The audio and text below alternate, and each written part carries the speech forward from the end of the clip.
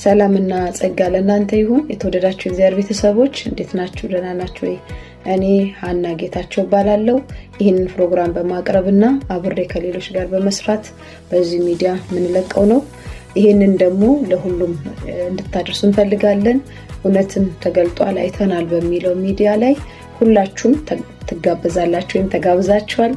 እስካሁን ድረስ የምንለቀውን ፕሮግራሞች ካለንበት ከአንዳንድ ስራዎች የተነሳ ወደ እናንተ ይዘን አልቀረብንም። ከዚህ በኋላ ወደ እናንተ ይዘን እንቀርባለን። መጽሐፍ ቅዱስ ጥናቶችንም እንዲሁም ስለ አንዳንድ ሰዎች ህይወት ታሪክ በተለይ በቤሩት ጌታን እንዴት እንዳገኙ ወይም ከጌታ ጋር እንዴት እንዳሉ እንዴት እንደሚያገለግሉ ከኢትዮጵያ እንዴት ጌታን ጋር መኖር እንዴት እንደሚችሉ እዚህና ኢትዮጵያ ያለው ልዩነት እንዲያሳውቁን እንደገናም ደግሞ ጌታ ኢየሱስን የግል አዳኛቸው አድርጎ ከተቀበሉ በህይወታቸው ላይ ስለደረሰው ነገር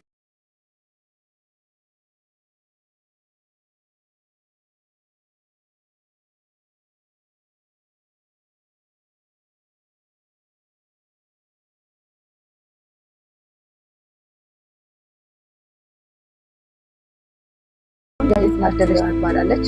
እህት ሳራ ብሎ እንደተናገረ ልክ ደርሰን ወረቀት እንደሰጠኑ ወሃና አንዳንድ ሞት ሰጠንና ተቀብዬ ደንቻለሁ። የማነው ሰዎች ቤት ማጽዳት ሰላም ቅዱሳን እኛም አየን የሚለው ሚዲያ ላይ ተመልሰን ዛሬ መጥተናል።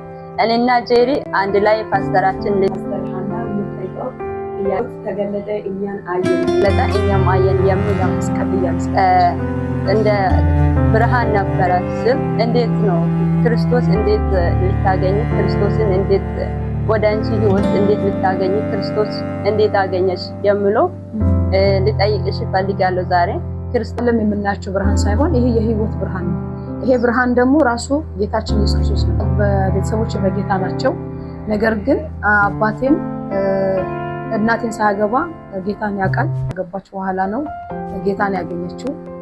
ቤተሰቦቿ በሙሉ የባዕድ አምልኮ ያመልካሉ። የአባቴን ቤተሰቦች የባዕድ አምልኮ ያመልካሉ። ያው ታሪኩ ረጅም ነው። አባቴ ቤተሰቦች ሲጀምር ሙሉ መንፈሱ እንግዲህ ቤተሰቦችን የአባቴን ቤተሰብ በሙሉ መንፈሱ ጨርሷል። ልክ እንደ ኢዮብ ታሪክ ማለት ነው። ከዛ ነው እንግዲህ አባቴ ወደ አዲስ አበባ ሲመጣ ናዝሬት ነበር የሚኖረው። እዛ ነው ጌታን እሱ ያገኘ። በዛ አማካኝነት እንግዲህ እናቴም ሰዎች አጠቃላይ በመናፍስት አምልኮ የሚያመልኩ ናቸው። ያው መንፈሱ ብዙ ነገር አድርጓል። ያው እንደሚታወቅ በኢትዮጵያ የባዕድ